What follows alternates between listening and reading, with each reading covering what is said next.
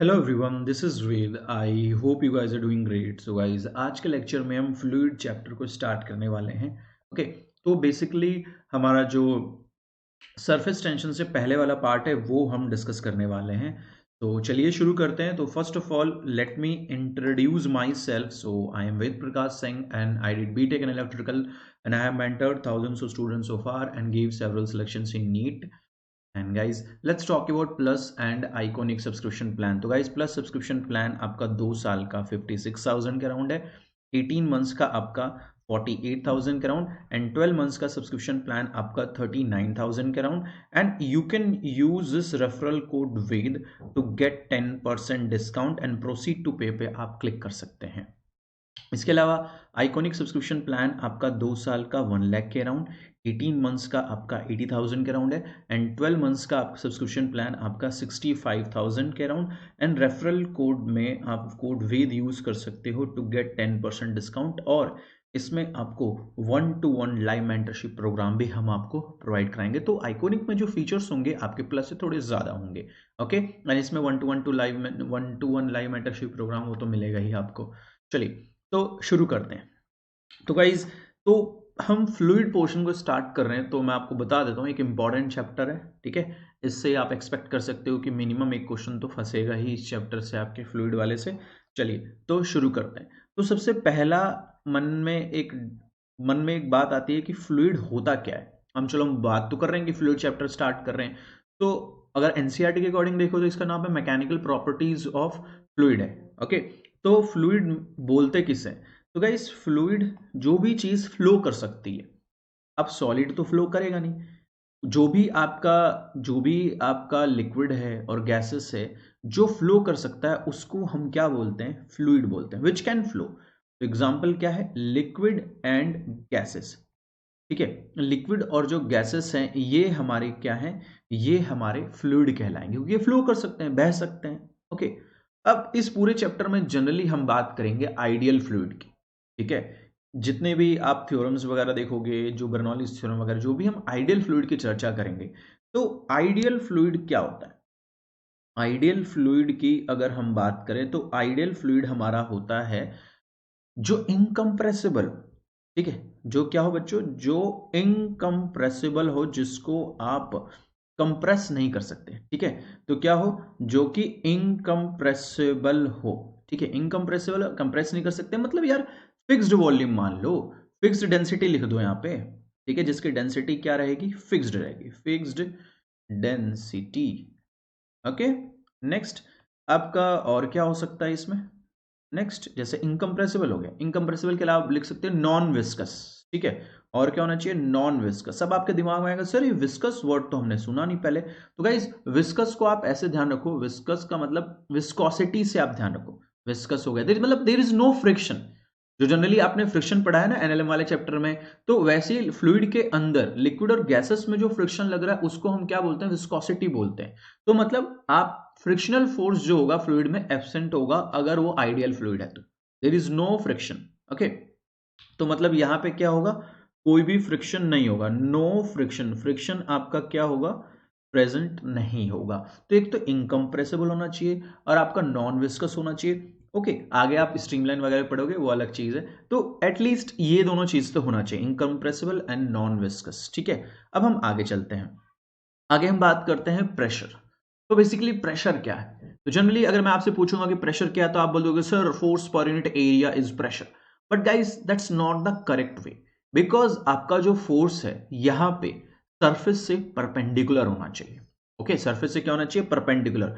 Force तो मान लो कि अगर मान लो कि ये एक सरफेस है, अब फोर्स ऐसे लग रहा है तो यार अगर आप अगर मान लो ऐसे लिख रहा है, ऐसे लग रहा है, मैं आपको दिखाता हूं इस डायग्राम में बना के। अगली स्लाइड कर लेते हैं। तो यहां जैसे अगर मैं प्रेशर लिख रहा हूं तो अगर मैं बोलता हूं कि ये फोर्स लग रहा है, ठीक है, और मान लो कि ये एरिया है ए, ठीक है, ये फोर्स एफ है और यहां पे यही फोर्स है, लेकिन ये फोर्स क्या है? इस एरिया पे वर्टिकल के साथ मान लो किसी एंगल थीटा पे लग रहा है, ये ऐसे। और आपको मैं बोल दूं कि निकालो ये फोर्स। तो गाइस अब आप यहां पे लिख दोगे, चलो एफ बाय ए लिख दिया आपने, फोर्स पर यूनिट एरिया। अब आप यहां पे लिख दोगे ना फोर्स पर यूनिट एरिया, तो ये क्या हो जाएगा? गलत हो जाएगा। This is wrong, this is correct. अब ऐसा क्यों हो गया? आप बोलोगे सर फॉर्मूले तो दोनों सेम है, क्योंकि जो प्रेशर होता है ना, इसको प्रॉपरली अगर आप लिखोगे तो यह है थ्रस्ट पर यूनिट एरिया। क्या? Thrust per unit area.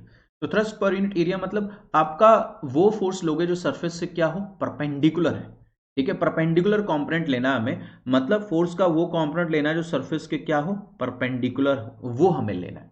ठीक है, ऐसा नहीं कि कोई भी फोर्स को लिख दो, जैसे ये वाला फोर्स आपने लिख दिया, गलत हो जाएगा, आपको ये वाला कंपोनेंट लेना पड़ेगा। इसका ये वाला कंपोनेंट क्या होगा, एफ कॉस थीटा।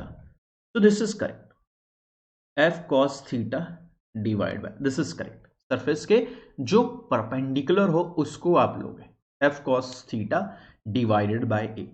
क्लियर?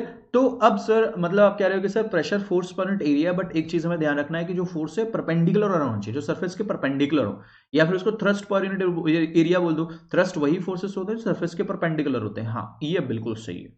अब सर ये बताओ, प्रेशर वेक्टर क्वांटिटीज पे डिपेंड कर रहा है ना बेटा? देखो, इसको हम वेक्टर नहीं बोल सकते, ये फोर्स का तो कंपोनेंट है ना जो सरफेस के परपेंडिकुलर है। हम ये तो नहीं बोल रहे this is not a force vector, this is the component of the force which is perpendicular to the surface. आप ऐसे नहीं बोल रहे हो एफ बाय ए, आप क्या बोल रहे हो, this is the component of the force which is perpendicular to the surface. अच्छा, तो मतलब सर हमारा जो प्रेशर है वो स्केलर क्वांटिटी हुआ। हाँ, ये हमारा क्या हुआ, ये हमारा स्केलर क्वांटिटी हुआ। ठीक है, this is our scalar quantity. तो ये चीज आपको ध्यान रखना है कि भाई हमारा जो फोर्स है ये क्या, हमारा स्केलर क्वांटिटी है। ओके, तो इसको ये मत बोल देना कि भाई वेक्टर है, इसके लिए डायरेक्शन वगैरह की कोई भी जरूरत नहीं होती है। तो ये हमारा प्रेशर। आगे अगर हम चले यूनिट की बात करते हैं, क्योंकि यार इसके जो यूनिट्स वगैरह है ना थोड़े इंपॉर्टेंट है, क्योंकि बहुत सारे हैं। ठीक है, तो अगर आप देखोगे, आप लिख रहे हो F perpendicular divide by A, तो ये आपका न्यूटन, ये मीटर स्क्वायर। ठीक है, ये आपका क्या है, न्यूटन मीटर स्क्वायर। तो चलो सर ये आपका न्यूटन मीटर स्क्वायर, हाँ ये न्यूटन मीटर स्क्वायर है। चलो बढ़िया है सर, ये तो समझ में आ गया कि न्यूटन मीटर स्क्वायर है। अच्छा sir, Newton metre square, guys इसी को हम क्या बोलते हैं, पास्कल बोलते हैं। यही हमारा क्या है, पास्कल। तो Newton metre square is pascal. एक तो आप ऐसे लिख दो, ठीक है, पास्कल।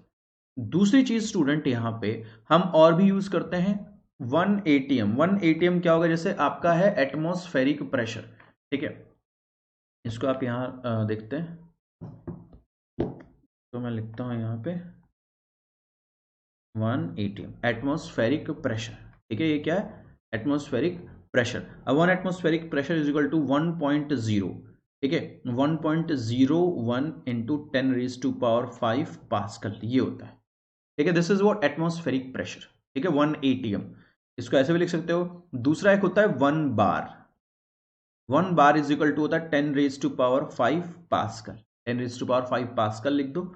ओके, आगे आप और भी पढ़ोगे कि जो 1 atm है, 1 atm is also equals to 1 atm is equal to 76 centimetre of Hg। ये आपको बाद में समझ में आएगा जब मैं आपको आगे पढ़ाऊंगा।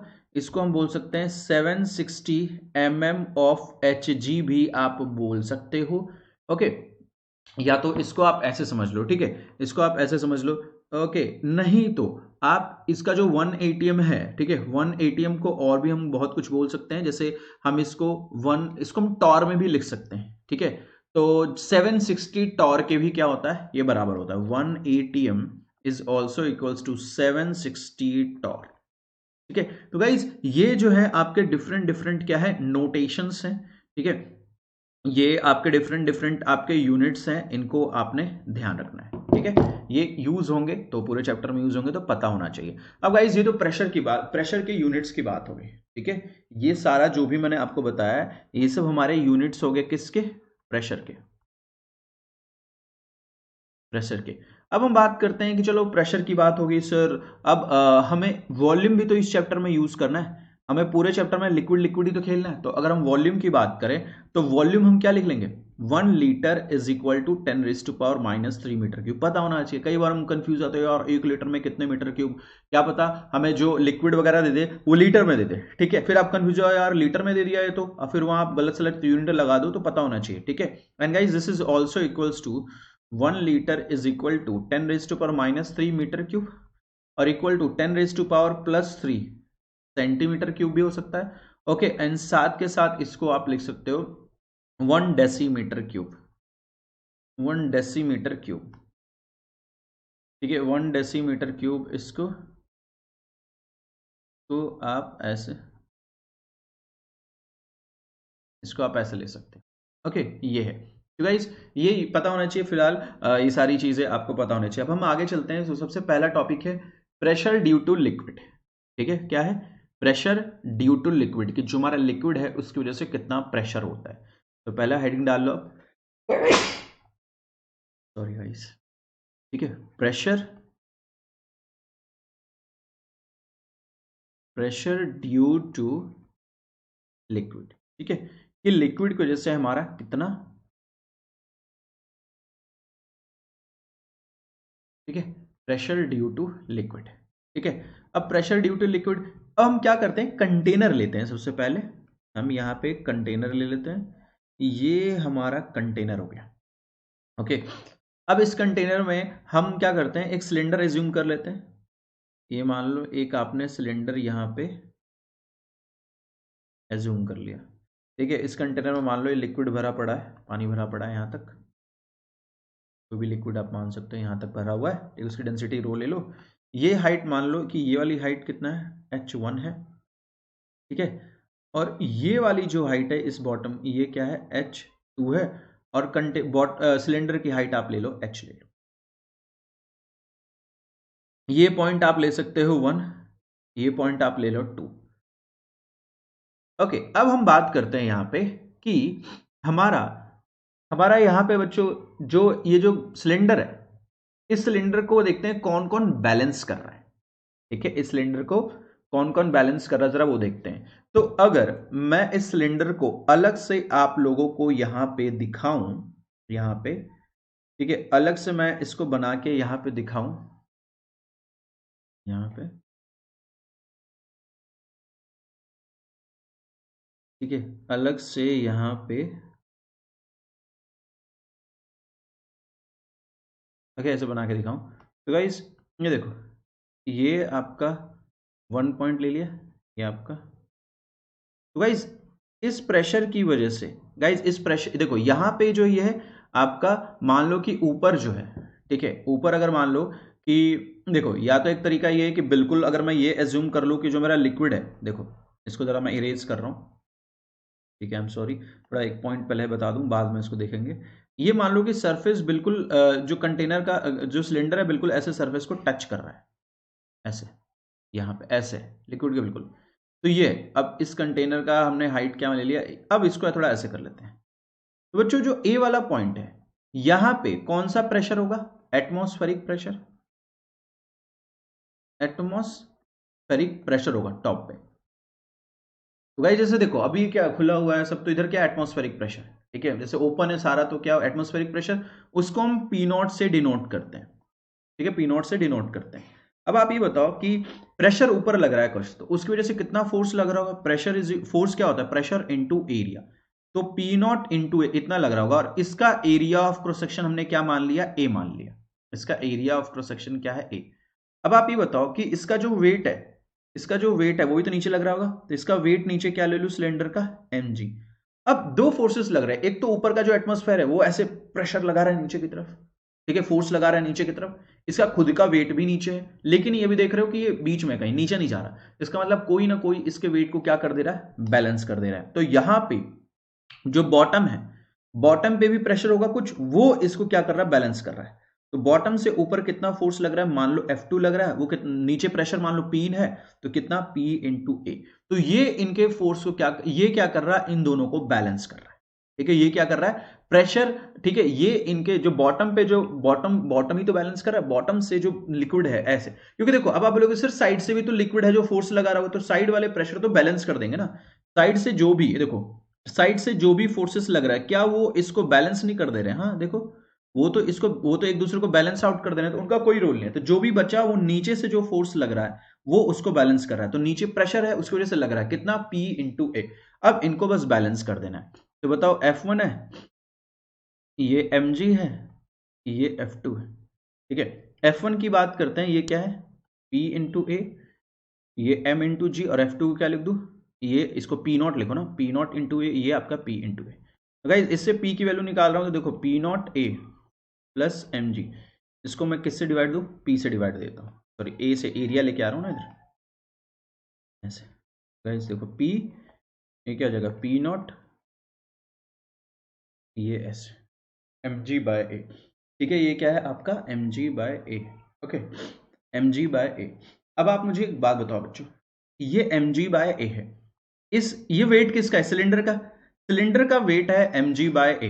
ठीक है, सिलेंडर का वेट है। अब मुझे एक बात बताओ कि ये जो सिलेंडर है इसका एम जी बाय ए है।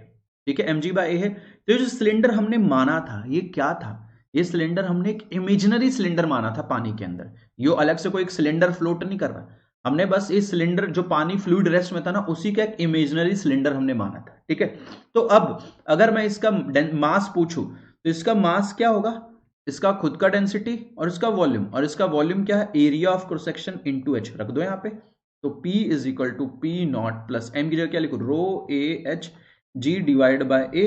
तो ए से ए कैंसिल, कितना आ गया, P is equal to P not plus rho H G, या फिर रो जी एच बोल दो। तो इतना प्रेशर है उस सिलेंडर के बॉटम पे, मतलब एच डेप्थ पे चले गए तो हमें कितना प्रेशर मिल रहा है, p not plus rho ji H. तो हमने क्या किया, हमने लिक्विड लिया, फ्लूइड लिया जो रेस्ट में था, उस फ्लूइड के अंदर हमने एक इमेजिनरी सिलेंडर माना। ठीक है, अब उस इमेजिनरी सिलेंडर का हमने मान लिया कि जो टॉप फेस है सरफेस को टच कर रहा है, तो ऊपर एटमॉस्फेरिक प्रेशर है, उसकी वजह से फोर्स लग रहा है। अब उस सिलेंडर के अंदर जितना भी लिक्विड है, जितना भी फ्लूइड है, उसका कुछ ना कुछ वेट है नीचे।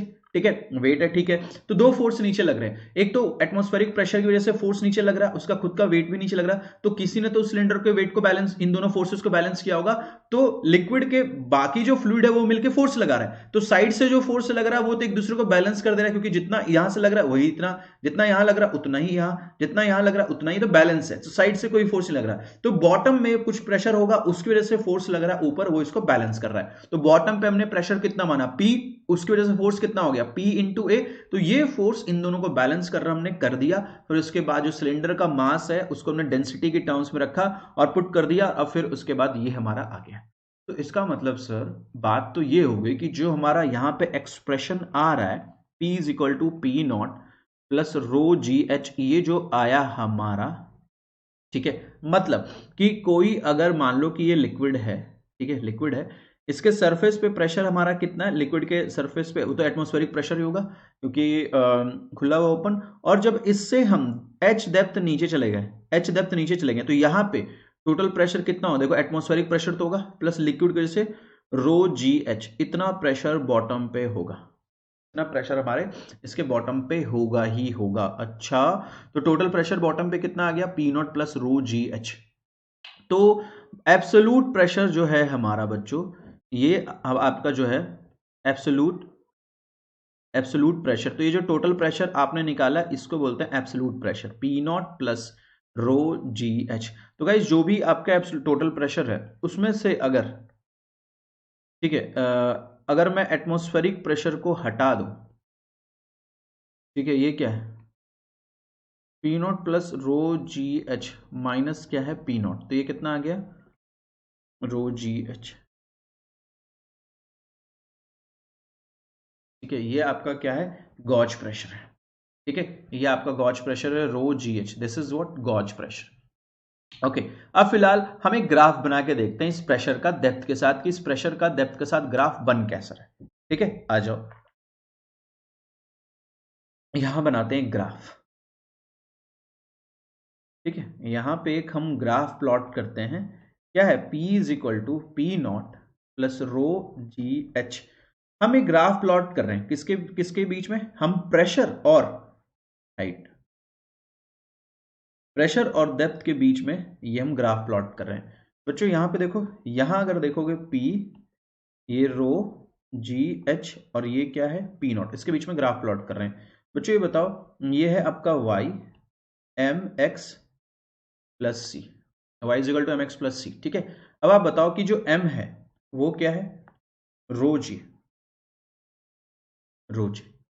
ठीक है, रो जी। अब बताओ कि जो c है तो वो क्या है आपका, इंटरसेप्ट है, c है आपका क्या है, इंटरसेप्ट। ओके, इंटरसेप्ट है, c आपका इंटरसेप्ट। तो गाइज यहां पे अगर मैं ग्राफ प्लॉट करूं तो आप बताओ कि y is equal to M X plus C का ग्राफ तो ऐसे ही मिलेगा, है ना।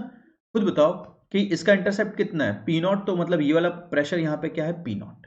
इसका स्लोप अगर आप देखोगे, जैसे मान लो कि ये कुछ ऐसे एंगल बना रहा है ना हॉरिजॉन्टल के साथ, तो इसका ये जो एंगल है इसको अगर मैं थीटा लिख दूं यहाँ पे, तो मैं क्या ले लेता हूँ, इसको मैं थीटा लिख देता हूँ। तो यहाँ पे जो स्लोप है वो मेरा क्या है, स्लोप मेरा tan थीटा है।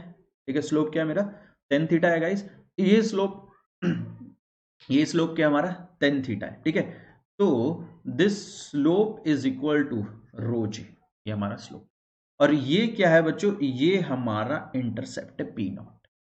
ठीक है, ये हमारा पी नॉट जो मैंने बताया ना डॉट, तो इसको छोड़ दो, इसको ऐसे मत लिखो। ठीक है, तो गाइस ये हमारा ग्राफ है, तो पता होना चाहिए कि प्रेशर का अगर मैं डेप्थ के एच के साथ अगर ग्राफ प्लॉट करूं तो उसका जो वेरिएशन है वो कैसा रहेगा, ये आपको पता होना चाहिए। तो गाइस यहाँ पे आई होप आपको ये वाला पार्ट समझ में आ गया होगा बेसिकली कैसे लिखा हमने। ठीक है, अब गाइस यहाँ पे अगर मान लो कि अब जैसे हम प्रेशर लिखते हैं, ठीक है, डिफरेंट लिक्विड ले लेता हूं।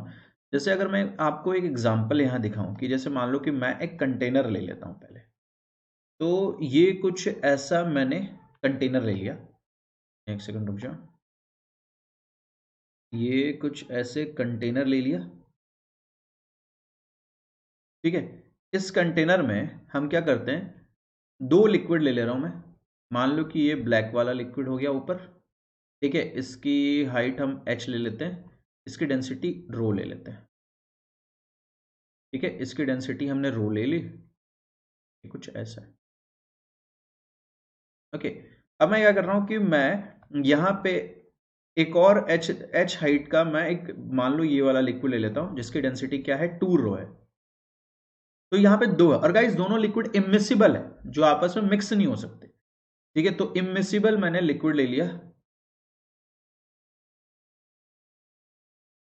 ये ऐसे। ओके, अब ये बताओ बच्चों कि यहाँ पे अगर आप देखोगे यहाँ पे, तो यहाँ पे तो एटमॉस्फेरिक प्रेशर है। एटमॉस्फेरिक प्रेशर क्या होगा पी नॉट। ठीक है, अब गाइज मैं इससे नीचे जा रहा हूं, तो गाइज इससे अगर मैं नीचे जाऊंगा तो गाइज देखो, इससे मैं नीचे गया यहाँ पे, इससे नीचे गया, इससे कितना कितना नीचे चला गया मैं, एच डेप्थ नीचे चला गया। तो यार जब मैं नीचे जाऊंगा प्रेशर बढ़ेगा। तो जब मैं मान लो कि ये ए था, मैं बी पे गया, तो गाइज ये बताओ कि ए पॉइंट का प्रेशर कितना होगा, एटमॉस्फेरिक प्रेशर होगा ओपन हवा में।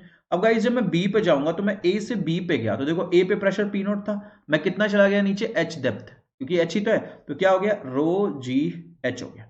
अब मान लो कि मुझे बी से कहां जाना है, सी पे जाना है। तो गाइज ये बताओ कि बी से सी पे जाना है, तो यार बी पे जितना प्रेशर है वो तो रहेगा ही। कितना है बी पे, P not plus rho ji H, और नीचे जाऊंगा तो प्रेशर बढ़ेगा। कितना है इसकी डेंसिटी 2 रो है जी, और कितना डेप्थ नीचे रहा, तो देखो p c is equal to कितना हो गया, पी नॉट प्लस कितना हो गया 3 रो जी एच, ये आ गया।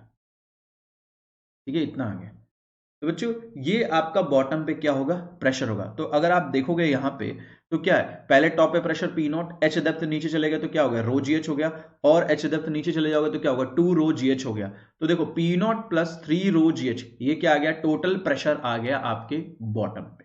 ठीक है, this is what total pressure आपके बॉटम पे आ गया, कि टोटल प्रेशर आपके बॉटम पे कितना है, p not plus 3 rho ji h, 3 rho ji H, this is the total pressure at the bottom.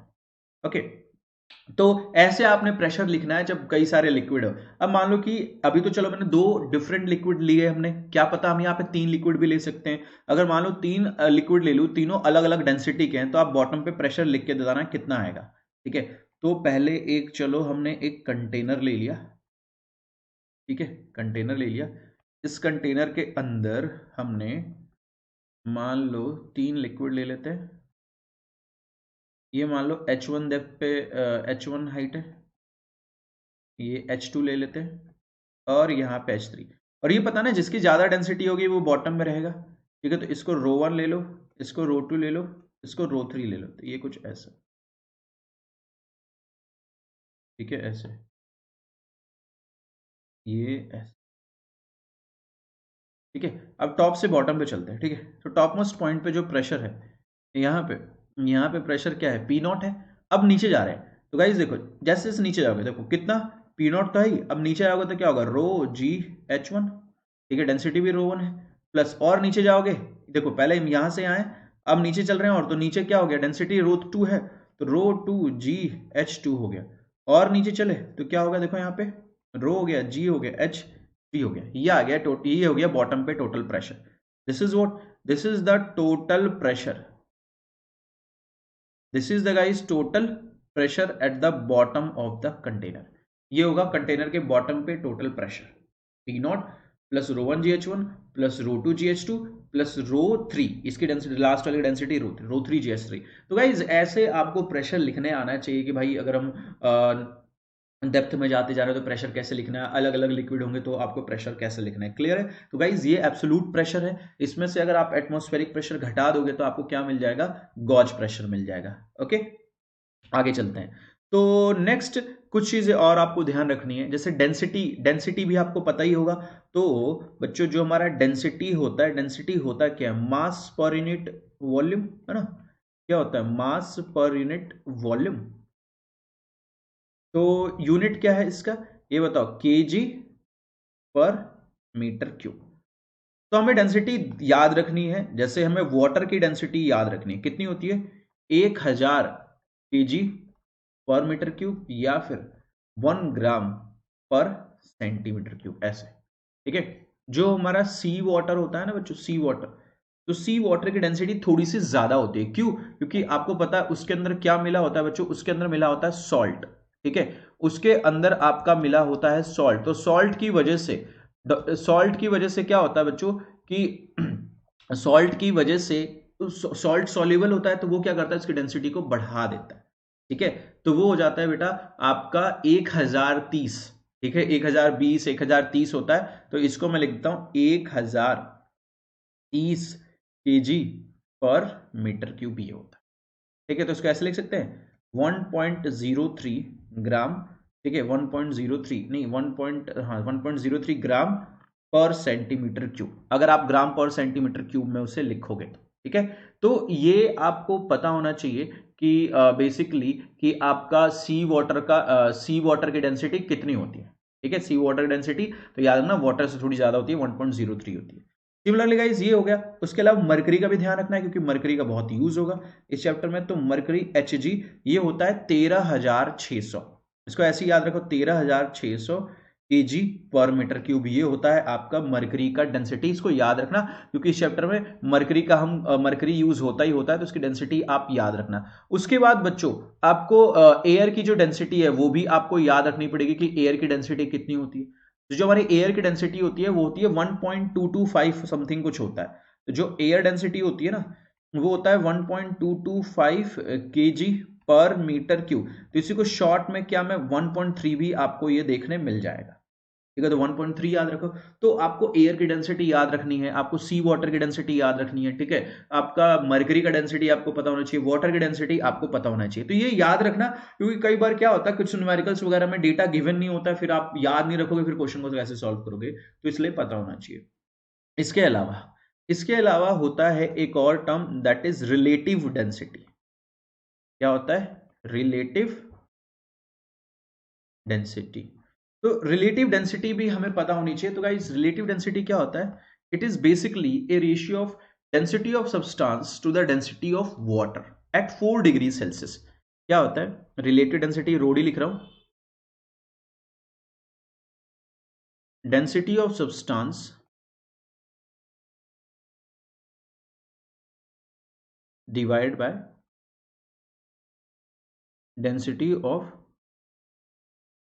Water at 4 degree Celsius. Water की density कितनी, 4 डिग्री सेल्सियस पे जितनी होती है वो, ओके। यहां पे अब आप देखोगे तो density of relative density, density of substance divide by density of water, ऐसे, ठीक है। अब जैसे मान लो कि एक चीज याद रखना कि वाटर की डेंसिटी अगर ग्राम में देखूं तो वो क्या होती है, 1 ग्राम पर सेंटीमीटर क्यूब। तो ये बताओ कि अगर मैं रिलेटिव डेंसिटी लूं, डेंसिटी ऑफ सब्सटेंस, और नीचे लिख दूं 1 ग्राम, ठीक है, 1 ग्राम पर सेंटीमीटर क्यूब, तो इस केस में बताओ कि density of substance relative density बराबर आ जाएगा, है ना, बराबर आ जाएगा, ठीक है। तो अगर किसी की रिलेटिव डेंसिटी दिया है तो उसको अगर ग्राम में, अगर ग्राम डायरेक्ट उसको ग्राम में लिख दो। जैसे मान लो कि अगर मैं बोलता हूं कि किसी की रिलेटिव डेंसिटी है मान लो 4 है, तो आप क्या करोगे, यहां लिखोगे 4, डेंसिटी ऑफ सब्सटेंस वाटर की 1 ले लो, तो डायरेक्ट आप लिख दो कि डेंसिटी ऑफ सब्सटेंस कितना आ गया, 4 ग्राम पर सेंटीमीटर क्यूब, डायरेक्ट। ठीक है। तो अगर किसी की डेंसिटी ऐसे दी है, जैसे मान लो किसी का रिलेटिव डेंसिटी आपको दे दिया ऐसे 2, तो उसको डायरेक्ट लिख दो कि इसकी सब्सटेंस की डेंसिटी क्या होगी 4 ग्राम, सॉरी 2 ग्राम पर सेंटीमीटर क्यूब। डायरेक्ट उसको ग्राम में डाल दो, वही आपका डेंसिटी ऑफ सब्सटेंस हो जाएगा 2 ग्राम।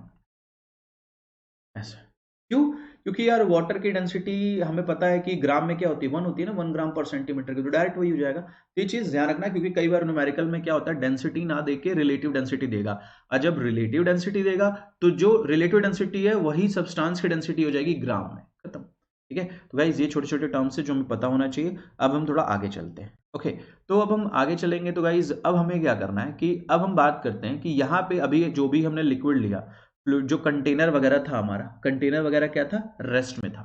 ठीक है, उससे पहले एक चीज जरा और देख लेते हैं, हम हाइड्रोस्टैटिक पैराडॉक्स के बारे में बात कर लेते हैं। ठीक है, तो बेसिकली यहाँ पे एक नोट बना के हम लिखते हैं कि जो हमारा प्रेशर है, ये बताओ कि जो हमने प्रेशर निकाला है, ठीक है, pressure due to liquid, pressure due to liquid जो है, ठीक है, वो कौन कौन से फैक्टर पे डिपेंड करता है, depends, pressure depends on the क्या है, डेंसिटी ऑफ द लिक्विड।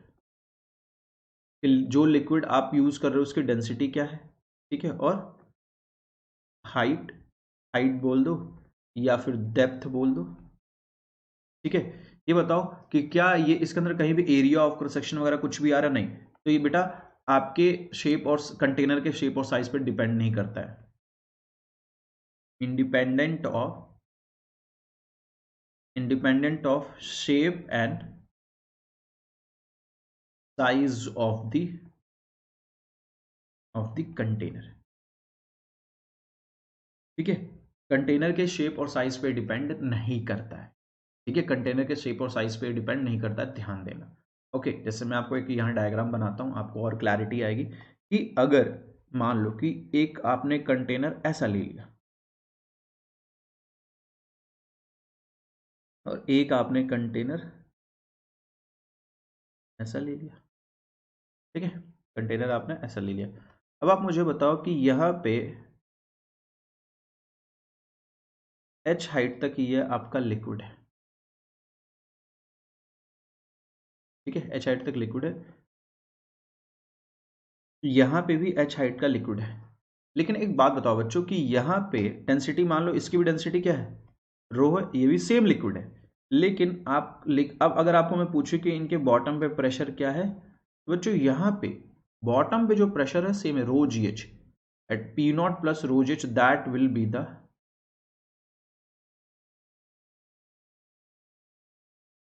ठीक है, ओके, यहाँ पे देखो ये कुछ ऐसा लिख लेते हैं, ये हमारा क्या है, दोनों कंटेनर में हमने सेम हाइट तक पानी को फिल किया हुआ है। ओके, तो बॉटम पे जो प्रेशर है ए और बी का, अगर मैं ए पे लिखूं तो क्या है, p not plus rho ji H, यहां पे भी क्या होगा, p not plus rho ji H. ठीक है, अब आप याद रखना गाइस कि यहाँ पे जो कंटेनर, जैसे आप बोलोगे सर ये देखो, अगर मान लो कि यहाँ सी पॉइंट पे देख रहे हो, तो गाइस सी पॉइंट पे सर ये तो लिक्विड का हाइट इतना ही है, आपके दिमाग में आएगा कि सर सी पॉइंट पे मेरा लिक्विड का जो हाइट है इसके ऊपर, वो तो सर इतना ही है ना, तो यहाँ पे प्रेशर कैसे, जैसे अगर मैं लिखूँ ना सी और ये डी पे, तो इसको डी लिख देता हूँ, अगर मैं लिख रहा हूँ ये सी हो गया, ये डी हो गया, तो गाइस सी पे प्रेशर, बी पे प्रेशर और डी पे प्रेशर क्या रहेगा, सेम रहेगा। ठीक है, अब आपसे पूछेगा कि सी पॉइंट पे प्रेशर क्यों सेम रहेगा, क्योंकि सी पॉइंट बेटा जो लिक्विड है उसका एक कंपोनेंट इधर लग रहा होगा, उसका नॉर्मल का कंपोनेंट इधर लग रहा होगा, नॉर्मल का कंपोनेंट इधर लग रहा होगा। अब ये नॉर्मल का जो कंपोनेंट है वो क्या कर रहा होगा, एक कंपोनेंट इधर लगा और एक कंपोनेंट नीचे, तो गाइस देखो नीचे एक कंपोनेंट लगा ना, तो वो उसका एक कंट्रीब्यूशन होता है, तो लिक्विड का फोर्स तो है ही सी पॉइंट पे, साथ के साथ ये जो वॉल है इसके नॉर्मल का कंपोनेंट भी एक नीचे है, तो ओवरऑल प्रेशर सी पॉइंट और बी पॉइंट का बराबर हो जाता है, बिकॉज यहाँ पे जो वॉल का एक वॉल जो फोर्स लगा रहा है ना, उसके फोर्स का भी कंपोनेंट है यहाँ पे, इसलिए गाइस ओवरऑल हर एक सेम लेवल पे प्रेशर क्या हो जाता है, सेम हो जाता है लिक्विड रेस्ट में आपका। ठीक है, ये चीज ध्यान देना। जैसे मान लो गाइस कि यही कंटेनर कोई अगर मैं आपका ऐसे बना दूं, ठीक है, तो ये कंटेनर नॉर्मल फोर्स ऐसे लगाएगा, तो इसके नॉर्मल का एक कंपोनेंट ये आएगा और एक कंपोनेंट ये आएगा। तो आप देखो नॉर्मल का एक कंपोनेंट ऊपर लग रहा है, ठीक है। तो जब भी कंटेनर ऐसे शेप और साइज के होते हैं, उनके वॉल्स का भी कंट्रीब्यूशन होता है, उनके वॉल्स वगैरह भी फोर्स एक्सर्ट करते हैं, ठीक है, उनके वॉल्स भी फोर्स एक्सर्ट करते हैं। तो अब यहाँ पे बताओ कि अगर मेरा जो कंटेनर है, अगर मान लो ऐसा है, ठीक है, मान लो कंटेनर हमारा क्या है, ऐसा है, और क्या हो गया भाई, ठीक है, साथ के साथ बच्चों नोट्स बनाते हुए चलना, ठीक है। और मान लो कि ये कुछ ऐसा भी है, ये कुछ ऐसा भी है, ठीक है, और या फिर ऐसे ले लेते हैं थोड़ा सा, ठीक है। तो बच्चों अगर तीनों में लिक्विड सेम एक जैसा है, तीनों में लिक्विड क्या है बच्चों, तीनों में लिक्विड एक जैसा है, ठीक है, तीनों में मान लेते हैं कि हमारा लिक्विड तीनों में एक जैसा है, मतलब सेम सेम लिक्विड है, तो डेंसिटी सेम हो जाएगी ना तीनों के लिए, ठीक है, तीनों के लिए सेम डेंसिटी है। ऐसा नहीं लेना कि भाई तीनों में अलग अलग लिक्विड ले लिया, ऐसा नहीं करना है, क्योंकि डेंसिटी फिर चेंज हो जाएगी ना, तो प्रेशर भी तो डिफरेंट आएगा फिर। तो हम तीनों में सेम सेम लिक्विड ले रहे हैं, और लिक्विड का जो हाइट है तीनों कंटेनर में, जो वर्टिकल हाइट है, कौन से हाइट की बात कर रहे हैं हम, वर्टिकल हाइट की बात कर रहे हैं, ये जो है ये एच तीनों में क्या है, सेम है। तो तीनों के जो बॉटम पे जो प्रेशर होगा सेम होगा, ठीक है। तो pressure at A point, B point, C point क्या रहने वाला है, सेम रहने वाला है, क्योंकि जो प्रेशर है वो लिक्विड के हाइट, लिक्विड कितनी हाइट तक भरा हुआ है, कितना उसका वर्टिकल हाइट है, कितना उसकी डेंसिटी है, इन फैक्टर्स पर डिपेंड करता है, कंटेनर के शेप और साइज पे डिपेंड नहीं करता। तो यहाँ प्रेशर बॉटम पे क्या रहेगा आपका, सेम रहेगा, ठीक है, क्लियर। ये चीज आपको ध्यान रखनी है। चले आगे, ठीक है। आई होप ये जो भी पॉइंट्स मैंने आपको एक्सप्लेन किए हैं ये क्लियर होंगे, ठीक है बच्चों। चलो अब गाइस एक हम क्वेश्चन करते हैं, एक एग्जांपल करते हैं, फिर हम एक्सेलरेटेड फ्लूइड पे हम चलेंगे, ठीक है। तो मैं क्या कर रहा हूं कि मैं एक एग्जांपल लेता हूं जिसके अंदर मैं आपको एक ग्लास देता हूं जिसके अंदर पानी भरा हुआ है, ठीक है। मैं आपको पूरा उसका डायग्राम बना के दिखा देता हूं, ठीक है, क्या है कैसे। मान लो कि हमें ऐसे एक ग्लास दिया हुआ है, ये कुछ ऐसा हमारा ग्लास है, ठीक है, ये ग्लास दिया कुछ ऐसे। और गाइज इसके अंदर जो वाटर है, कितना वाटर है, मान लो 2 लीटर इसके अंदर वाटर है, ठीक है। हाइट कितना दिया है इसके अंदर, वाटर जो ये ले रहे हो इसकी हाइट ले लो आप 10 सेंटीमीटर, इसकी हाइट है 10 सेंटीमीटर हाइट ले लेते हैं, ठीक है। अब इसका बेस का एरिया, इसका ऊपर वाले का एरिया हम ले लेते हैं कुछ 20 ले लो चाहे 30 ले लो, चलो 30 ले लेते हैं, इसका 30 सेंटीमीटर स्क्वायर ले लो, बॉटम वाले का ले लो 10 सेंटीमीटर स्क्वायर। तो पहले पार्ट में ये पूछा है कि find the force on the bottom of the glass, कि ग्लास के बॉटम पे कितना फोर्स लग रहा है, and force on water by the sides of the glass. First part में लिखते हैं force on the bottom of the glass, B part में force on the side wall of the glass, ठीक है, कि जो बॉटल है उसके साइड पे कितना फोर्स लग रहा है वो हमें निकालना है, ठीक है, force on the side wall of the glass. चलो ठीक है। अब हम क्या करते हैं कि सबसे पहले, ठीक है बच्चों, सबसे पहले हमें यहाँ पे क्या करना है कि सबसे पहले हम ये निकाल लेते हैं कि जो बॉटम है, इस ग्लास के बॉटम पे टोटल प्रेशर कितना है, ठीक है, क्योंकि गाइस टोटल प्रेशर जो भी होगा वही तो फोर्स लगा रहा होगा बॉटम पे, है ना। तो फर्स्ट पार्ट को करते हैं कि सबसे पहले हम निकालते हैं कि कंटेनर के बॉटम पे टोटल प्रेशर है कितना, कितना लिख दो, P not plus rho ji H, क्योंकि ये ओपन है तो ये एटमॉस्फेरिक प्रेशर, और जब एच डेप्थ पे जाओगे तो लगेगा, ठीक है, एच डेप्थ पे लगेगा। अब आप मुझे बताओ कि कंटेनर के बॉटम पे टोटल प्रेशर कितना है। पी की पी नॉट की वैल्यू 1.01 10⁵ पास्कल, वाटर की डेंसिटी कितनी होती है 1000 होती है, जी की वैल्यू 10, और हाइट कितना बोला 10 सेंटीमीटर, 10/100 लेना पड़ेगा मेरे को, ओके। अब देखो इसको थोड़ा सा तो कैलकुलेशन करना पड़ेगा ना भाई। तो ये कुछ ऐसे दिया है, देखो ये 2 जीरो से ये वाले दोनों जीरो निपटा दो तो 10⁻³ है, तो मैं दोनों में से 10⁻³ कॉमन ले लूँ तो ये 101 आ जाएगा, ये 1 आएगा। तो कितना आ गया, ये 102 इंटू 10⁻³ इतना इतना प्रेशर लग रहा है, इतना प्रेशर लग रहा है बॉटम पे। तो फोर्स कितना लग रहा होगा, फोर्स क्या होगा, प्रेशर इंटू एरिया। तो ये 102 इंटू 10⁻³ और बॉटम का एरिया कितना है, बॉटम का एरिया 10 सेंटीमीटर स्क्वायर। तो गाइस इसको अगर आप मीटर में करोगे तो 10⁻⁻4 से मल्टीप्लाई करोगे ना, मीटर स्क्वायर, ठीक है, सेंटीमीटर में दिया था तो कितना आ गया 10⁻³ आ गया। तो मैं इसको 10⁻³ से मल्टीप्लाई करूंगा तो कितना आ गया 102 न्यूटन। तो मतलब बॉटम पे कितना प्रेशर लग रहा है गाइस, 102 न्यूटन लग रहा है। चलो ठीक है सर, ये वाला तो पार्ट सही है कि भाई बॉटम पे जो टोटल प्रेशर लग रहा है 102 न्यूटन लग रहा है। बी पार्ट की बात करते हैं। बी पार्ट में बोला है कि कंटेनर के जो साइड वॉल है वो कितना फोर्स लगा रहे हैं। एक बात बताओ कि अगर मेरा कंटेनर ऐसा होता, कंटेनर मेरा ऐसा होता, ठीक है, तो कंटेनर के जो साइड वॉल्स जितना भी फोर्स लगाते वो सारे एक दूसरे को बैलेंस आउट कर लेते, क्योंकि जितना इधर से लगता उतना ही इधर से लगता, और वो एक दूसरे को क्या करते हैं, ऐसे बैलेंस कर लेते, वो एक दूसरे को बैलेंस कर लेते, कोई दिक्कत ही नहीं होता।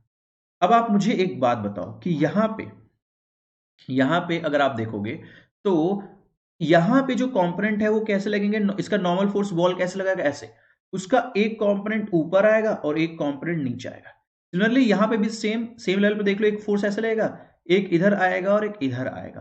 तो गाइस ये हॉरिजॉन्टल वाले तो चलो बैलेंस कर देंगे, लेकिन ये नॉर्मल वाले कंपोनेंट बच जाएंगे ना, वॉल कंटेनर जो लगा रहा है, यहां वाला भी देखोगे एक कंपोनेंट इसका इधर, एक ऊपर आएगा, यहां भी एक कंपोनेंट इधर और एक ऊपर। तो मतलब जो कंटेनर है उसके वॉल जो है उनका नेट फोर्स कहां लग रहा है, ऊपर की तरफ, नेट फोर्स कहां लग रहा है, ऊपर की तरफ, ठीक है। नेट फोर्स किधर लग रहा है बच्चों, ऊपर की तरफ लग रहा है। अच्छा, तो अगर आप ध्यान से देखोगे तो एक तो लिक्विड का वेट नीचे लग रहा है, हाँ, कंटेनर के जो वॉल्स है वो ऊपर फोर्स लगा रहे हैं, हाँ लगाएंगे, ठीक है, और साथ के साथ आप ये बताओ कि कंटेनर का जो बॉटम है, ठीक है, आप ये बताओ कि और भी तो एक फोर्स लगेगा ना, एटमॉस्फेरिक प्रेशर भी कहां, एटमॉस्फेरिक प्रेशर की वजह से फोर्स कहां लगता है, नीचे, ठीक है। तो एक फोर्स और लगेगा जो एटमॉस्फेरिक प्रेशर की वजह से लगेगा P0A, ठीक है। और कंटेनर का जो बॉटम है वहां पे प्रेशर कितना है बेटा, इतना, इसकी वजह से भी तो फोर्स एक ऊपर लगेगा, ठीक है, कितना P/A, ठीक है। मैं यहां पे बताता हूं, तो गाइस बेसिकली कहने का मतलब है कि ऊपर से एक तो एटमॉस्फेरिक प्रेशर की वजह से फोर्स हो गया, एक वेट हो गया। अब इन दोनों को बैलेंस कौन कौन कर रहा है, इनको बैलेंस कर रहा है एक तो हमारा कंटेनर का जो वॉल है वो फोर्स लगा रहा है ऊपर, कंटेनर के बॉटम में जो प्रेशर है वो फोर्स लगा रहा है P/A, ये मिलके इन दोनों को बैलेंस कर रहे हैं।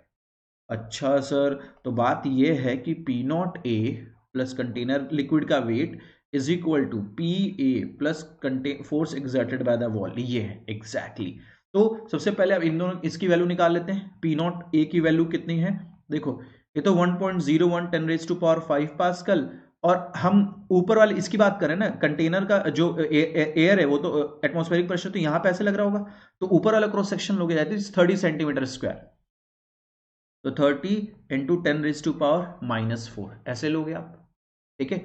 इसको ये लोगे ना 30 इंटू 10⁻⁻4 लोगे तो मेरे ख्याल से ये 303 न्यूटन आ जाएगा, 303 न्यूटन। और mg देख लो, लिक्विड का वेट, तो गाइस मास क्या होता है, डेंसिटी इंटू वॉल्यूम इंटू जी। ये बताओ वाटर ही तो है, तो वाटर की डेंसिटी दिस और वॉल्यूम, यार वॉल्यूम अंदर 2 लीटर बोल रहा है, तो गाइस 2 लीटर, लीटर में कितना 10⁻³ होगा ना, तो 2 इंटू 10⁻³ और ये जी ले लो, तो कितना आ गया 20 न्यूटन। तो मतलब लिक्विड का वेट कितना है, पानी का वेट कितना हो गया 20 न्यूटन हो गया। तो पुट करो यहाँ पे 303 और ये कितना है, ये कितना है 20 PA। तो गाइस PA की अगर आप बात करोगे तो कितना है प्रेशर, PA वाले की बात करोगे तो वो कितना हमने निकाला है 102। अब बाकी जो भी फोर्स बचेगा वो वॉल वाला बचेगा, वही तो बैलेंस कर रहा होगा बाकी के फोर्स को। तो कितना हो गया 323 minus 102 is equal to force exerted by the wall. Okay, तो कितना बचेगा, ये आपका कितना हो गया 323 हो गया ना, 323 में से देखो 300 में से 100 गया, कितना बचा, अरे यार 3 में से 2 गया, ये 300 222 बच गया ना यार, 221 sorry 221 Newton. This is the force exerted by the wall, जो वॉल है लिक्विड पे इतना फोर्स एक्सर्ट कर रहा है, ठीक है बच्चों 200 300, ठीक है, ये आंसर है। तो ये चीज ध्यान देना कि भाई अगर ये ऐसे होता ना जैसे इसका, तो यहाँ इस वाले केस में force exerted by the wall zero हो जाता क्योंकि सब बैलेंस हो जाता। लेकिन यहाँ पे जीरो नहीं होता क्योंकि ये कि ऐसे है तो उसके कंपोनेंट ऐसे लग रहे हैं और वो ऊपर ऐसे आ रहे हैं, तो वो भी कुछ ना कुछ कंट्रीब्यूशन कर रहे हैं यहाँ पे वेट के बैलेंस, इन दोनों को, ये जो है ना इनको बैलेंस करना है ना, इनको बैलेंस करने में उनका कॉन्ट्रीब्यूशन है। ओके, चलो ये बात होगी। अब हम आगे चलते हैं। अब हम बात करने वाले हैं एक्सेलरेटेड फ्लूइड की। ठीक है, किसकी बात कर रहे हैं? Accelerated fluid. अब हमारा जो नेक्स्ट टॉपिक है वो है एक्सेलरेटेड फ्लूइड। अब एक्सेलरेटेड फ्लूइड क्या होता है जरा उसकी हम चर्चा कर लेते हैं कि एक्सेलरेटेड फ्लूइड बेसिकली होता क्या है। आप एक बात बताओ बच्चों कि अगर मैं यहां पे एक कंटेनर ले लूं, देखो दो केस है इसमें, केस वन देख रहे हैं। पहला तो हमारा वर्टिकल वाला है कि वर्टिकल डायरेक्शन में मान लो हम एक्सेलरेट करा रहे हैं। तो अगर मैं यहां पे कंटेनर ले लूं, ऐसे कंटेनर ले लूं, ठीक है, इस कंटेनर में मैं यहां पे h हाइट तक लिक्विड मान लो भरा हुआ है, h हाइट तक। अब इस कंटेनर को अगर मैं ऊपर की तरफ एक्सेलरेट करवाऊं, ऊपर की तरफ मान लो ये कंटेनर कहां जा रहा है, एक्सेलरेट कर रहा है, ठीक है। तो बच्चों आप ये बताओ कि जो हमने प्रेशर लिखा था, प्रेशर क्या था हमारा, P not plus rho ji H होता है ना, इसको जी मत लिखा करो, इसको क्या लिखा करो, जी इफेक्टिव। इसको ध्यान रहेगा, जी इफेक्टिव की तरह ध्यान रखो। अब जी इफेक्टिव से फायदा क्या है, आप देखो ये जो कंटेनर है इसका जो बॉटम है, ये बताओ बॉटम पे क्या है, एक तो वेट की वजह से एक्सेलरेशन है जी, लेकिन कंटेनर ऊपर जा रहा है तो क्या सूडो की वजह से एक और एक्सेलरेशन आएगा नीचे। आपको पता ना कि कंटेनर कहाँ एक्सेलरेट कर रहा है, ऊपर, तो इस पे एक सूडो फोर्स लगा दो नीचे की तरफ। अब सूडो की वजह से एक एक्सेलरेशन आएगा downward direction, that is a. तो ये जो आपका आएगा जी इफेक्टिव क्या हो जाएगा, ये हो जाएगा ए प्लस जी, क्योंकि ये दो एक्सेलरेशन है नीचे की तरफ, ए प्लस जी। तो आप एक बात बताओ बच्चों, यहां पे अगर आप देखोगे तो ये क्या है आपका ए प्लस जी हो गया। तो खुद बताओ ये प्रेशर क्या हो जाएगा, पी, पी नॉट रो, और क्या होगा ए प्लस जी, और ये क्या हो गया H. This will be the total pressure at the bottom, bottom of this container. अच्छा, मतलब सर आप ये कह रहे हो कि अगर ये कंटेनर ऊपर ए एक्सेलरेशन से एक्सेलरेट करेगा तो हमें एक सूडो लगेगा नीचे की तरफ, तो सूडो की वजह से एक्सेलरेशन आएगा ए, तो नीचे दो एक्सेलरेशन आएंगे, एक तो जी की वजह से और ए की सूडो की वजह से, तो नीचे एक्सेलरेशन ए प्लस जी हो गया, तो जो जी इफेक्टिव होगा मेरा वो ए प्लस जी हो जाएगा। तो जी ना लिख के वर्टिकल में जो मेरा एक्सेलरेशन है वो क्या ए प्लस जी, तो मैं ए प्लस जी लिखूंगा। हाँ, ये मैं बोल रहा हूं करने के लिए। अच्छा, तो ये तो वो बात होगी जब कंटेनर हमारा ऊपर की तरफ एक्सेलरेट कर रहा है। अब इसके बहुत सारे केसेस हो सकते हैं, जैसे मान लो पहला ये आपका फर्स्ट पार्ट था, फर्स्ट था, ठीक है। अब सेकंड क्या हो सकता है गाइस, ये बताओ कि मैं क्या करता हूं कि कंटेनर को नीचे एक्सेलरेट करवा देता हूं ना।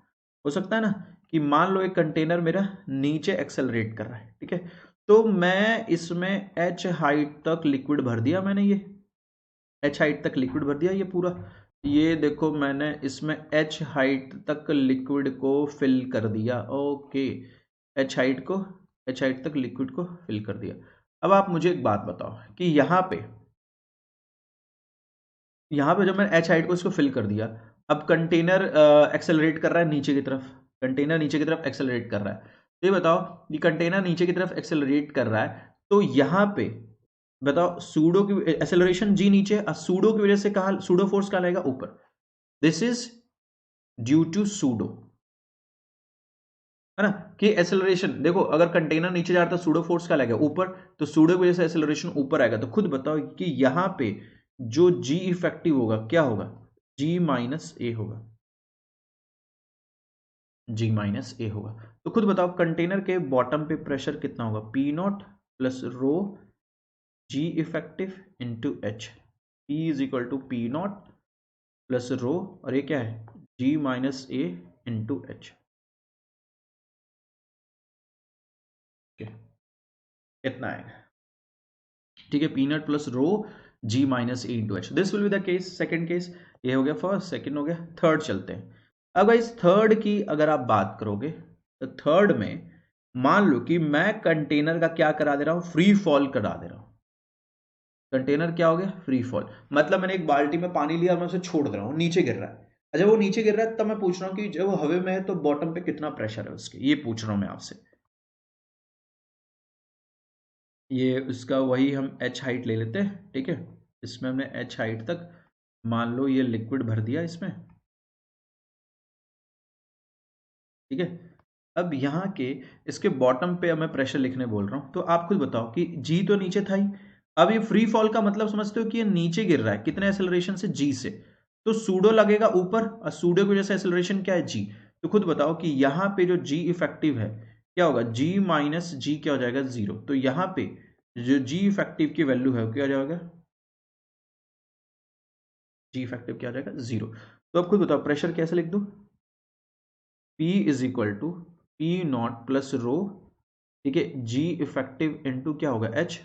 तो P है, P नॉट है, रो हो गया, ठीक है, जी इफेक्टिव क्या हो गया, जीरो। तो P इज इक्वल टू क्या है, P नॉट। मतलब बॉटम पे प्रेशर क्या रहेगा, सिर्फ एटमोस्फेरिक रहेगा, क्योंकि जी इफेक्टिव ही जीरो है यहाँ पे। तो फ्री फॉल के केस में आपके कंटेनर के बॉटम पे क्या रहेगा प्रेशर, P नॉट ही रहेगा। क्लियर है एवरीवन, चलो ठीक है, ये क्लियर है, सेकंड हो गया। थर्ड, फोर्थ पे चलते हैं। फोर्थ में मान लो कि हम अपने कंटेनर को, ऐसा हो सकता है ना कि हम अपने कंटेनर को ऊपर ऊपर लेके जा रहे हैं, ठीक है, ऊपर। जैसे मान लो इसमें लिक्विड हम भर लेते हैं पहले, ये हमने मान लो कि इसमें एच हाइट तक हमने लिक्विड को ऐसे भर लिया,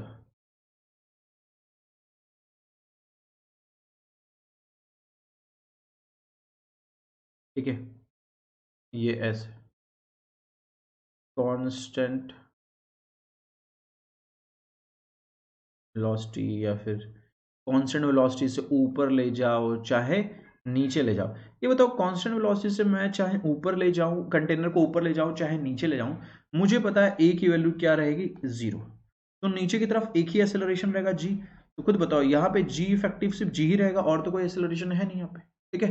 तो खुद बताओ बॉटम पे जो प्रेशर होगा क्या होगा, p not plus rho G, ये आएगा, ठीक है। So this will be the pressure. तो गाइज ये हमारा फर्स्ट केस कंप्लीट हो गया एक्सेलरेटेड फ्लूइड का। इसमें कंटेनर को हम क्या कर रहे हैं, नीचे या ऊपर, ऊपर नहीं, वर्टिकल डायरेक्शन में हम एक्सेलरेट करवा रहे हैं। अब गाइज हम बात करते हैं, ये इरेज कैसे हो गया यार, ये इरेज कैसे हो गया यार, चलो यार फिर लिखना पड़ेगा, पता नहीं कैसे इरेज हो गया यार, ये तो वापस भी नहीं आएगा। ये तुम लोगों को विजिबल है कि मेरे को ही, मेरे साथ ही ऐसे हो रहा है, मुझे ऐसा लग रहा है कि ये लिखा हुआ है बट मुझे नहीं दिख रहा शायद। रुक जाओ हैं, यहाँ पे दिखेगा क्या,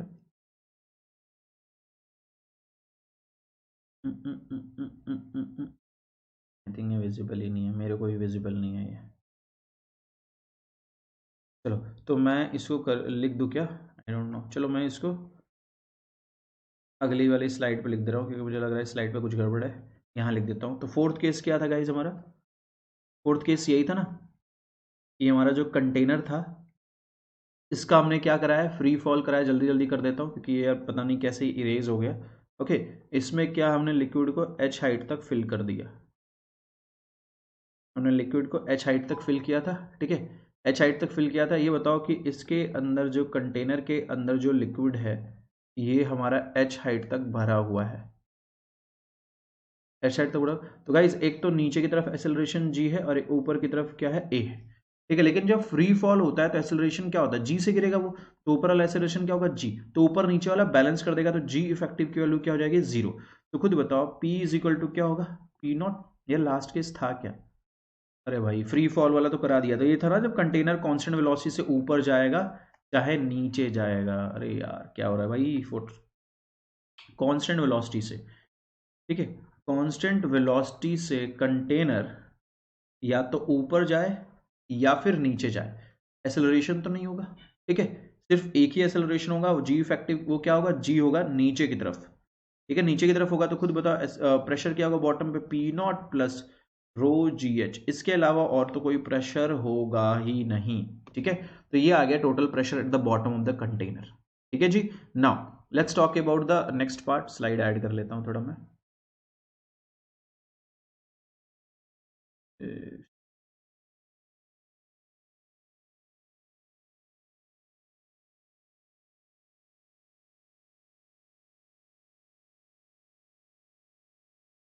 ठीक है, यहाँ कुछ स्लाइड्स ऐड कर लेते हैं पहले।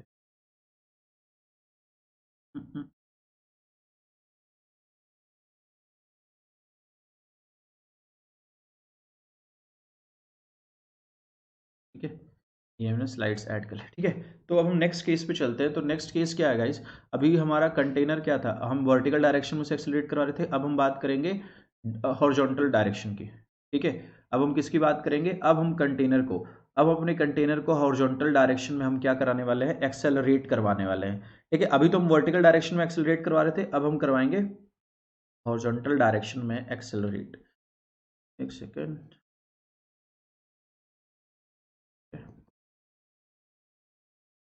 आ जाओ। अब हम केस 2 की बात करेंगे,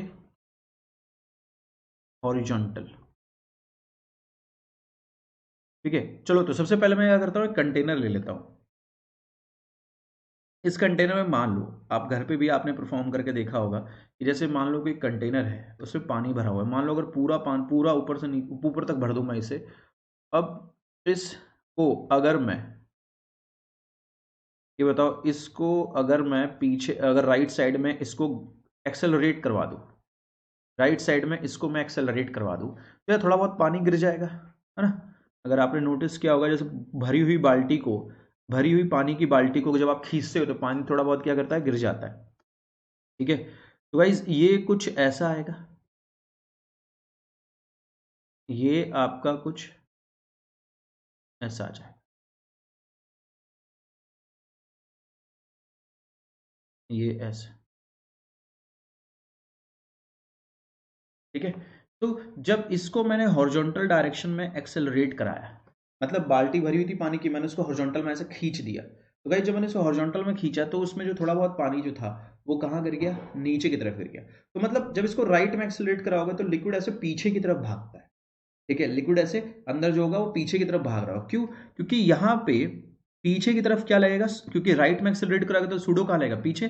तो इस पे एक तो सूडो पीछे की तरफ लगा, और नेट और वेट तो mg तो इधर होता है, तो और नेट फोर्स इन दोनों का रिजल्टेंट किधर आएगा, इधर आएगा, इन दोनों का रिजल्टेंट। ठीक है, तो mg हॉरिजॉन्टल में पीछे की तरफ लगा, सॉरी सूडो को ma लिखो ना, mg क्यों लिख दिया, सूडो है ना, तो सूडो क्या होगा आपका, सूडो तो आपका ये ma होगा, ये पीछे की तरफ आपने लगाया। ठीक है, तो ये ma पीछे लगाया, mg नीचे लगाया, नेट फोर्स इधर। ठीक है, नेट फोर्स ये इधर है। अच्छा तो सर यहाँ पे ये वाली बात हो रही है, हाँ यहाँ पे ये वाली बात हो रही है। ओके जी, अब आप ये बताओ बच्चों कि ये हॉरिजॉन्टल का पूरा खेल हो गया, हॉरिजॉन्टल डायरेक्शन का पूरा ये हमारा खेल हो गया। तो सर यानी कि जब हम इसको हॉरिजॉन्टल में एक्सेलरेट करवा रहे हैं, ये देखो कि जब इसको हम हॉरिजॉन्टल में एक्सेलरेट करवा रहे हैं तो ये कुछ ऐसा है, देखो ऐसे इधर एक्सेलरेट करा है। तो गाइस इसका एक जी नीचे की तरफ है और एक ए इधर की तरफ, इधर की तरफ। ठीक है, अब आप मुझे एक बात बताओ कि यहाँ पे अगर आप देखोगे ये इधर की तरफ है नेट एक्सेलरेशन।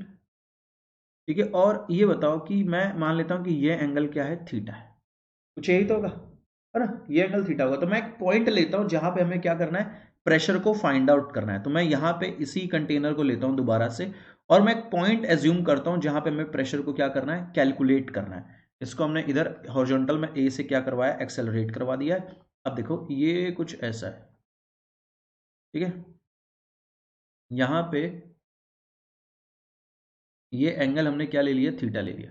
अब आप क्या कर रहे हो कि मैं इसका एक पॉइंट ए ले रहा हूं, ये पॉइंट मैंने बी ले लिया, कितनी डेप्थ पे, एच डेप्थ पे है। और गाइज ये पॉइंट मैंने सी ले लिया, और सी से ये वाला जो है ये एल ले लिया मैंने, तो ऐसे लिखते हैं।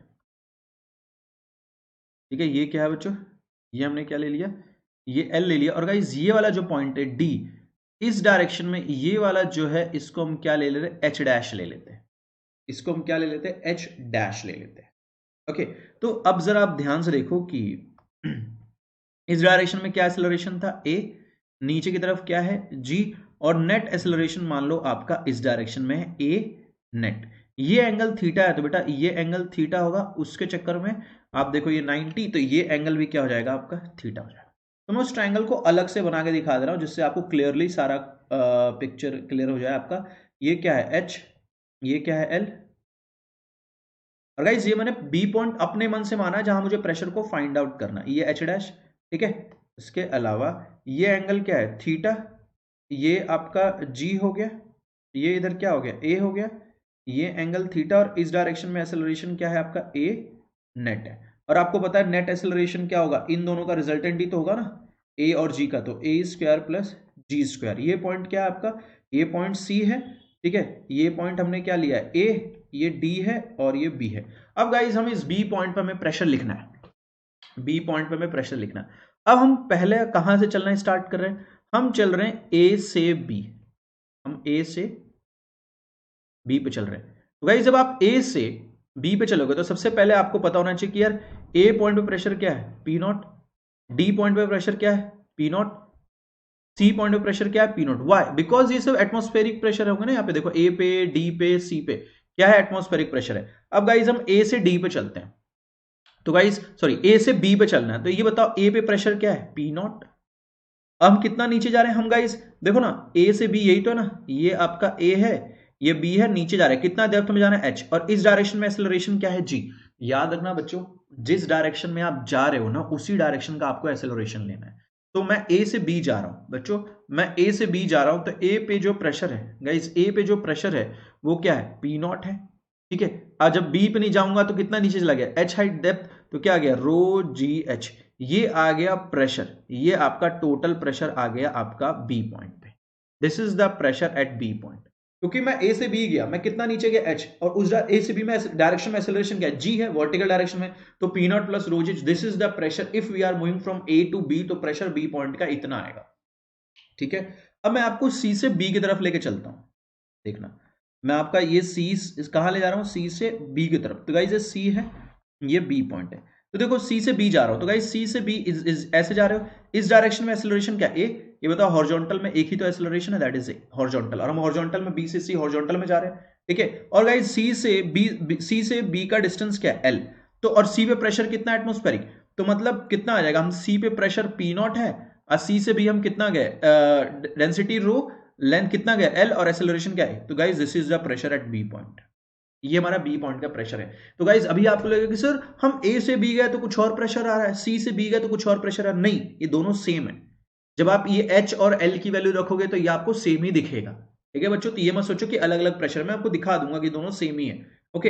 अच्छा तो सर हम जिस डायरेक्शन में हम जाएंगे सर उसी डायरेक्शन का लेंथ लेना है और उसी डायरेक्शन में जो एक्सेलरेशन है वो लेना है, हाँ वही करना है, ठीक है। तो हम सी से बी गए तो C point of pressure p not, और जब मैं सी से बी गया तो लेंथ कितना एल है, एक्सेलरेशन कितना ए है, तो p not plus rho L A हो गया, ये आ गया। अब हम बात करते हैं किससे, डी से बी लेके चलता हूं बच्चों, ठीक है। अब मैं कहां ले चलता हूं आपको, डी से, मैं आपको डी से बी लेके चलता हूं, वहां देखते हैं क्या होता है। अब आप बताओ कि ये आपका, अब हम किसकी बात कर रहे हैं, डी से बी की तरफ बात कर रहे हैं, तो गाइज ये डी है, ये आपका बी है, तो गाइज इस डायरेक्शन उन्होंने लेंथ कितना माना था एच डैश, और इस डायरेक्शन में एक्सेलरेशन क्या, नेट एक्सेलरेशन है यार इधर तो, है ना, नेट एक्सेलरेशन कितना रूट अंडर ए स्क्वायर प्लस जी स्क्वायर। तो चलो आप ही बताओ, हमें बी का लिखना है, तो डी से चल रहे हैं, डी पे प्रेशर क्या पी नॉट, हम कितना नीचे चल रहे हैं एच डैश, और कितना एक्सेलरेशन है हमारा ए नेट, बस ये आ गया। तो गाइज ये P not plus rho H dash और नेट कितना आ रहा है आपका A square plus G square, this is the pressure at B point. अब आप लगेगा सर ये तो कुछ और आ गया, नहीं, एट द एंड जब एच डैश की वैल्यू रखोगे तो सेम आ जाएगा। मैं आपको प्रूफ करके दिखाता हूं, मैं एक प्रूफ करके आपको दिखा देता हूं। जैसे देखो ये आप ये देखो, ये आपका कुछ था ना एस, ये आपका एच था, ये एल था, ये थीटा था, है ना। इसमें अगर मैं आपको इसमें ये दिख रहा है आपको, दूसरा इसमें कॉस थीटा की वैल्यू क्या होगी, अच्छा नहीं टेन थीटा देखते हैं, टेन थीटा क्या होता है पी अपॉन बी। गाइज इससे अगर मैं टेन थीटा देखूंगा तो पी अपॉन बी आएगा तो एच अपॉन एल आएगा, तो एल की वैल्यू क्या आ गई एच अपॉन टेन थीटा, यही है ना। दूसरी चीज देखो, आपका जो एक्सेलरेशन है इस डायरेक्शन में ए है, इधर जी है, ये आपका एंगल थीटा है, तो इससे अगर मैं आपको टेन थीटा की वैल्यू पूछूं तो टेन थीटा की वैल्यू क्या आएगी पी अपॉन बी, तो ए अपॉन जी आएगा, ठीक है। टेन थीटा की वैल्यू क्या आएगी ए अपॉन जी, इसमें पुट करो तो एल की वैल्यू देखो क्या आ रहा है, तो ये आपका एल है एच, और नीचे क्या लिख दूं ए बाय जी, तो कितना आ गया जी एच बाय ए, तो ये आपने एल की वैल्यू निकाल दी।